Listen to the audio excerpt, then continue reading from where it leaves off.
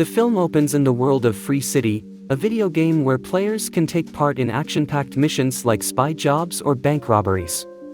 The biggest players are the ones that wear sunglasses, as it gives them an advantage over other characters. Among the many non-player characters is Guy, a bank teller who enjoys his mundane and routine lifestyle.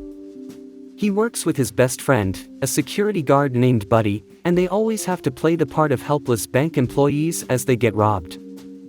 Elsewhere in Free City is a sunglasses character called Molotov Girl, who is interrogating another player for info on an artifact she is searching for. Afterward, she walks near Guy and Buddy as they walk home, and Guy hears Mariah Carey's Fantasy play as Molotov Girl walks past him. He comments on the song, which surprises her because she is used to hearing all the stock phrases each NPC has to say. Guy becomes smitten and follows after her but is hit by a train, sending him back to his home to relieve everything. When Guy goes back to work, the robbery takes place, but Guy decides to do something different and tries to acquire the sunglasses off of a robber, accidentally killing them with their own shotgun even as the player in the real world tries to take Guy down. He takes the sunglasses and leaves the bank. When he puts them on, he sees various parts of the game highlighted to show what they are there for. He finds that he can pick up health boxes to fix himself up, and he continues to literally see the world through new eyes. However, when he tries to change things like his regular coffee order, the other NPCs appear to get suspicious of Guy. Outside in the real world, Tsunami, the company behind Free City, catches wind of Guy's activities, thinking he is a hacker who used a NPC skin to take down other players. Two employees, Walter, Keys, McKee and Mauser go into the game as their avatars, a stripper cop and a pink rabbit, to confront Guy. They chase after him, but he got limited edition sneakers that provide him with high jumping skills. Guy tries to escape them by grabbing onto a wrecking ball but he misses and falls, saving himself with a bubble suit. However, Keys and Mauser find Guy and kill him, thinking they have taken the hacker out for good. An interview is shown of Keys with Millie Rusk, as they were the masterminds behind Free City before Keys' current boss, Antoine, stole their code and bastardized the game into his own thing to create a soulless franchise. Millie visits Keys and plans to get evidence of Antoine's crimes because she knows that proof of their code is hidden in a safe house inside the game, which she is trying to infiltrate while playing as Molotov Girl. Guy later finds Molotov Girl outside the safe house. Although he wants to join her in her mission and elsewhere, he cannot because he has a low level, 1 to be exact, while she is at a higher level. Guy then starts taking on missions with the glasses and pulls off several heroic acts like returning stolen money and pulling kids away from traffic. Players in real life take notice and Guy soon becomes a viral sensation called Blue Shirt Guy, even appearing as an answer on Jeopardy! Guy tries to get Buddy to join him after stealing another pair of sunglasses, but Buddy thinks it's too dangerous.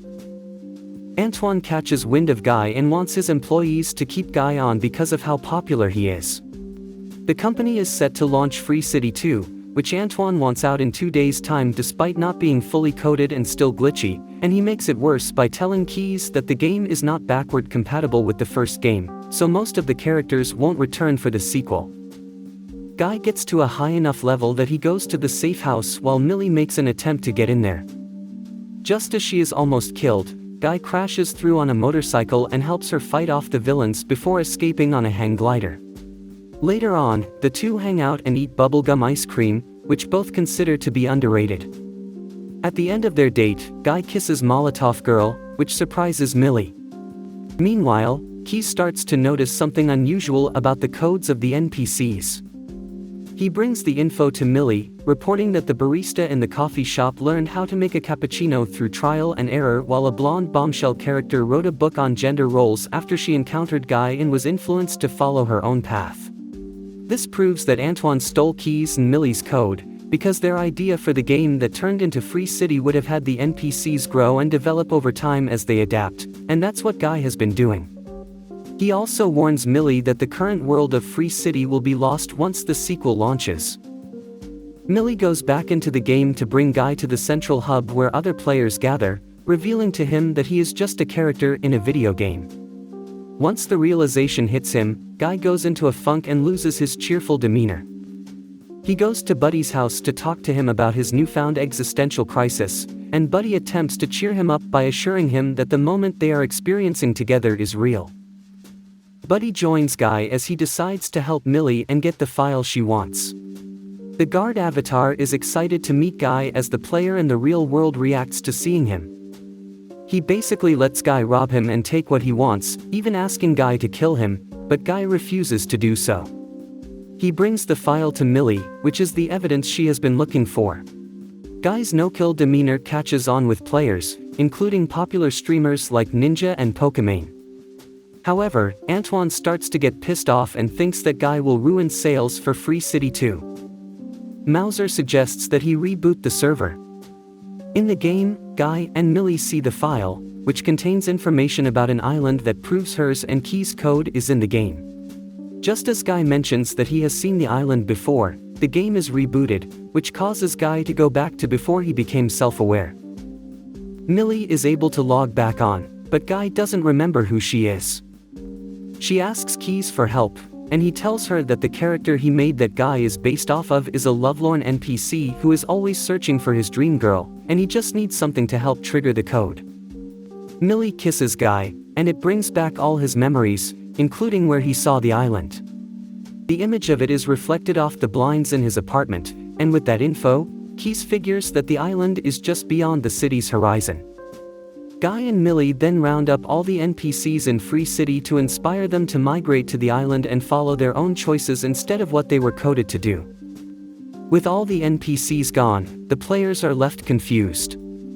Antoine soon catches wind of Molotov Girl and learns that Millie is involved. He orders Mauser to delete her and Guy for good.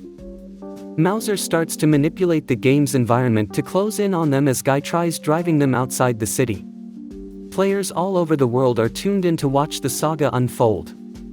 Keys intervenes and helps create a ramp to escape the destruction, all while the NPCs watch from afar. They make it to the beach, but Molotov Girl starts to get deleted as Keys helps create a bridge for them. Antoine then has his employees launch Dude, a bigger, stronger, dumber version of Guy that isn't fully finished but is Antoine's last-ditch effort to get rid of Guy. Buddy arrives to help while Guy gets tossed around by Dude.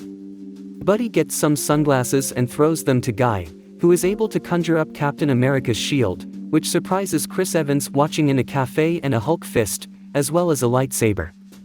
However, Dude nearly overpowers Guy until he puts the glasses on Dude, who now sees the world as Guy does. Guy and Buddy start running toward the island, at which point Antoine starts to lose it and takes Mauser to the server room where he now plans to completely erase Free City. Mauser stops helping Antoine due to his loyalty to Keys, so Antoine begins smashing everything with an axe, causing the city environment to be deleted. The bridge is being deleted too, and Buddy doesn't make it far until he is also deleted, but he tells Guy that he has had the best day of his life thanks to him. Guy runs fast enough until he finally breaks through the barrier and makes it to the island, which is then revealed to the NPCs and the players in the real world. Millie makes it to the almost totally destroyed server room and makes a deal with Antoine to let her have the code to the game while he can keep the Free City name for sequels and spin-offs. Soon, Free City 2 launches to abysmal sales, and Antoine starts to face heavy scrutiny at work and in the media. Millie, Keys, and Mauser develop Free Life, making the game they always wanted to make with more expansive environments and details. Now being more dedicated to the game, Millie must break up with Guy, but he completely understands and parts amicably with her.